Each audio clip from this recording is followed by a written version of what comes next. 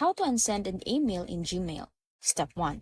Go ahead and compose your email like usual and tap send. Immediately after that, you'll see a small bar pop up at the bottom of your screen saying message sent with an option to undo on the right side. Step 2. You have only a few seconds, usually 5 to 30 seconds, depending on your settings.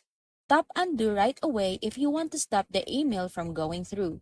Gmail will then bring the email back to the draft form so you can edit it or delete. Step 3. To give yourself more time, go to Gmail settings on desktop, click the gear icon, see all settings, general tab, then find undo send, and choose up to 30 seconds. Unfortunately, this settings isn't available directly on mobile yet, but it applies across devices once set. And that's it. Now, you know how to unsend email in Gmail. But remember, timing is everything.